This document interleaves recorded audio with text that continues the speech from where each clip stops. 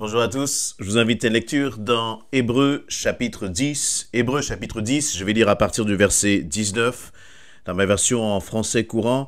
Il nous est dit « Ainsi, frères et sœurs, nous avons la liberté d'entrer dans le lieu très saint grâce au sang du Christ, grâce au sang du sacrifice de Jésus. Il nous a ouvert un chemin nouveau et vivant au travers du rideau, c'est-à-dire par son humanité. Nous avons du même coup un grand prêtre placé à la tête de la maison de Dieu. Verset 22. Approchons-nous donc de Dieu avec un cœur sincère et une entière confiance, le cœur purifié de tout ce qui donne mauvaise conscience et le corps lavé d'une eau pure. Continuons fermement à proclamer notre espérance, car Dieu reste fidèle à ses promesses. Veillons les uns sur les autres pour nous inciter à mieux aimer et à agir en tout avec bonté. N'abandonnons pas nos assemblées comme certains ont pris l'habitude de le faire. Au contraire, encourageons-nous les uns les autres, et cela d'autant plus que vous voyez approcher le jour du Seigneur. Amen. Dans ces quelques versets, l'auteur de l'épître aux Hébreux va inviter le peuple, les Hébreux là notamment, c'est-à-dire ces hommes et ces femmes qui étaient juifs et qui ont donné leur vie à Christ, il va les inviter à s'approcher de Dieu. Et ce qui est intéressant, c'est que dans cette invitation à s'approcher de Dieu, cette invitation n'est pas, le moyen qu'il donne n'est pas simplement un moyen personnel, individuel, mais il y a une dimension aussi de la communauté, l'importance de l'Église pour s'approcher de Dieu. Premièrement, on regarde dans les premiers versets, il va dire, nous avons frères et sœurs. Donc il commence déjà à parler justement à des frères, à des sœurs, et donc on a déjà cette dimension de famille en Christ, de communauté. Et puis il va dire, nous avons la liberté d'entrer dans le lieu très saint grâce au sang du sacrifice de Jésus. Effectivement, depuis que Jésus a donné son sang à la croix, depuis qu'il est mort pour toi et pour moi, il n'y a plus besoin d'avoir un rituel. Il n'y a plus de besoin d'avoir un intermédiaire, de passer par un prêtre, de passer par un sacrificateur pour accéder au cœur de Dieu. Le jour où Jésus a été crucifié sur cette croix, le voile dans le temple à Jérusalem a été déchiré, comme le symbole maintenant du libre accès que toi et moi, nous avons en Jésus-Christ. Et donc, il nous est dit au verset 20 que c'est par son humanité, c'est parce que Christ, justement, son corps a été comme déchiré, son corps s'est donné pour nous, afin que tous ces obstacles, toute cette dimension de la tradition, disparaissent, deviennent en fait inutiles, puisque maintenant, c'est par Christ, Jésus-Christ, que nous accédons au Père.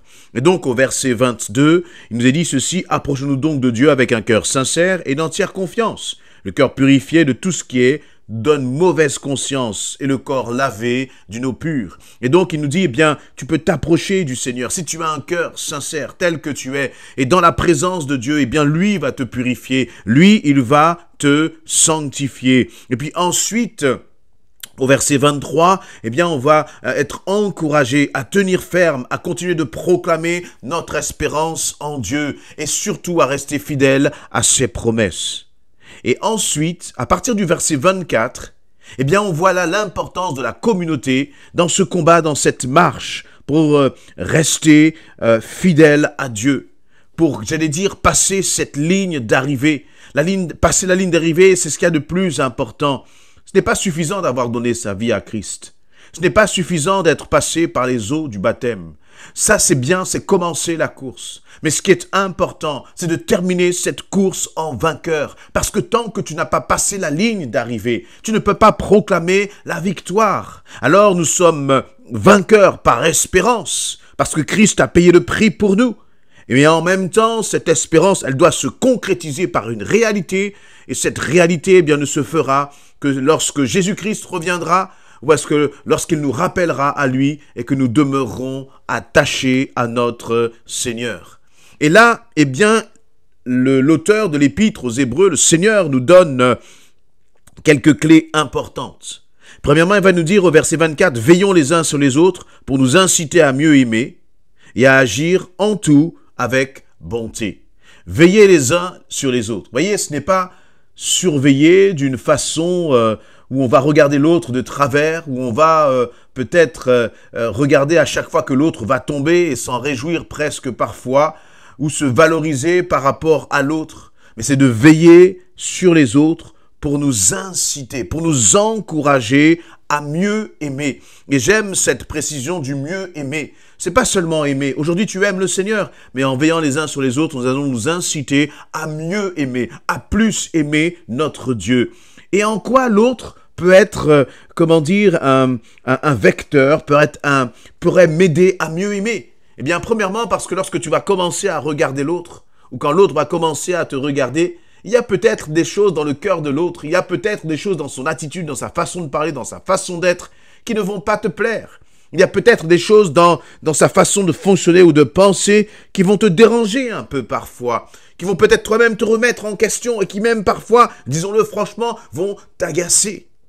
Eh bien, c'est justement par rapport à cela que je crois que les différences que nous avons les uns avec les autres, les uns à l'égard des autres, nous permet de travailler, de nous inciter à mieux aimer. Parce que c'est facile d'aimer un ami, c'est facile d'aimer quelqu'un que tu apprécies, c'est facile d'aimer quelqu'un dont le caractère te convient. Mais comme le dit la parole, ça se fait aussi dans le monde, il n'y a aucune différence. Mais aimer quelqu'un qui naturellement tu aurais du mal à le faire, eh bien c'est ce qui va t'inciter à mieux aimer. Et donc en veillant les uns sur les autres, bien sûr, il y a cette dimension d'encouragement, il y a cette dimension dans le fait que lorsque toi tu vas baisser les bras, ton frère ou ta sœur va s'en apercevoir et va venir et va t'encourager à tenir ferme, à persévérer comme quelqu'un qui est au bord du chemin, qui a abandonné la marche. En veillant les uns sur les autres, eh bien nous faisons en sorte qu'aucun ne se perde, mais que tous puissent atteindre le but. Mais il y a aussi, comme je l'ai dit, je crois, cette dimension de travailler nos cœurs à travers l'autre.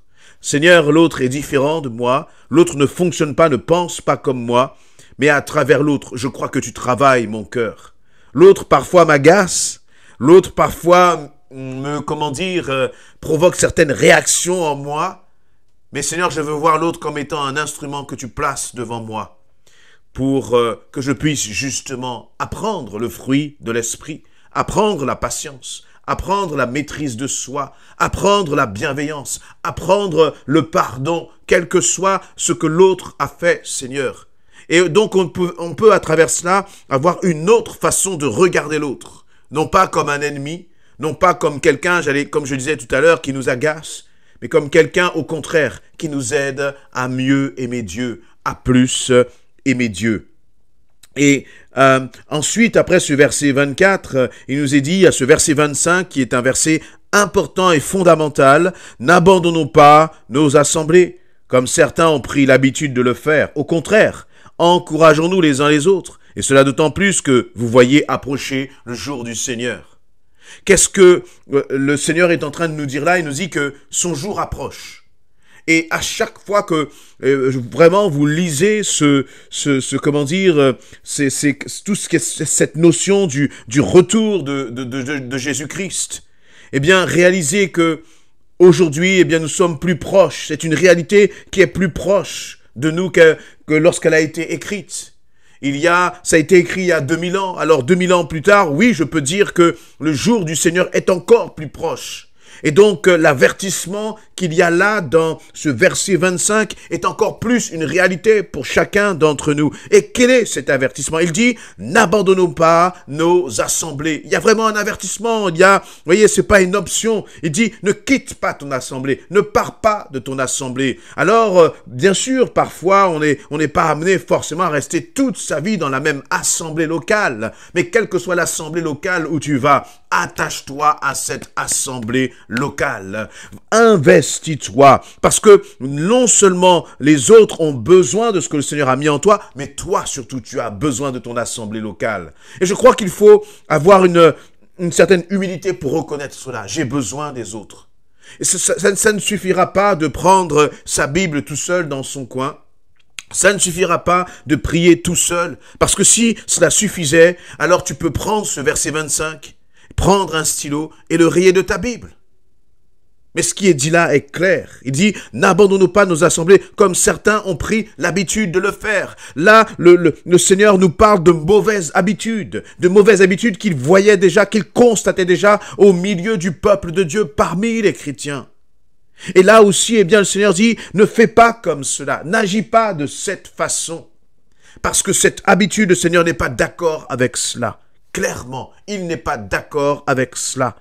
Et il va dire, au contraire, encourageons-nous les uns les autres. Voyez, ça veut dire que à travers cela, eh bien, c'est dans l'église locale, c'est dans l'assemblée des frères et des sœurs que l'on va pouvoir s'encourager les uns les autres. Si tu es tout seul, tu ne pourras encourager personne. Et toi, tu ne pourras pas être encouragé par les autres. Si tu es tout seul, tu ne pourras pas vivre cette dimension. Quelles que soient les excuses que l'on peut avoir, je crois qu'il n'y a pas de bonne excuse pour s'éloigner de l'église locale. Alors parfois, on n'a pas le choix, bien sûr, parce que autour de nous, il n'y a pas d'église. On est peut-être dans une région, dans un pays où il y a très très peu d'églises. Et je mets ces situations-là qui sont plus vécues comme des contraintes, je les mets de côté. Mais dans le cadre où, eh bien, là où tu te trouves, il y a une église locale, eh bien, le Seigneur te met en garde. Et je voudrais vraiment, surtout dans ce temps-là où, eh bien, il y a beaucoup de confusion, dans ce temps qui est difficile, avec cette pandémie, où l'église et même sont perturbées dans leur fonctionnement. Je crois que le Seigneur nous appelle à être des hommes et des femmes, des chrétiens attachés à leur église locale. Attaché à l'église locale, ce n'est pas être attaché à une association, ce n'est pas être attaché à une fédération, mais c'est être attaché aux frères et sœurs. Être attaché à cette communauté qui fait que nous ne sommes qu'un seul corps. Et il va dire, et cela d'autant plus que vous voyez approcher le jour du Seigneur. Le jour du Seigneur approche. C'est un fait, c'est indéniable. Tout autour de nous le montre. Les événements, les circonstances, l'actualité dit une chose. Il y a comme un écho qui dit « Jésus revient bientôt ». Et à cet écho, eh bien, tu dois répondre par « Seigneur, tu reviens bientôt, alors je veux m'engager, je veux m'attacher à mon église locale. » Et je vous encourage vraiment à le faire. Et peut-être que vous avez été blessé, peut-être que vous avez été perturbé par, certains événements dans votre église. Mais quoi qu'il en soit, priez le Seigneur, priez pour votre église, priez que le Seigneur vous donne de pouvoir retourner, de pouvoir vous attacher à nouveau dans votre église locale, ou en tout cas de retrouver cette vie de communauté, qui est la marque même, on le voit dans Actes chapitre 2, c'est la marque même de l'église, cette dimension d'être ensemble. Alors, soyez encouragés, ne vous laissez pas perturber, et surtout, peut-être que vous êtes là, vous vous sentez isolé, vous vous sentez, et vous avez l'impression même parfois que cela vient du Seigneur, le fait de s'éloigner. On peut s'éloigner parfois, mais ça doit être très de courte durée, afin de ne pas se mettre en danger. Soyez encouragés, soyez fortifiés, priez pour les frères et sœurs qui autour de vous, justement, se sont éloignés. Et vous-même, attachez-vous à votre église locale. Amen.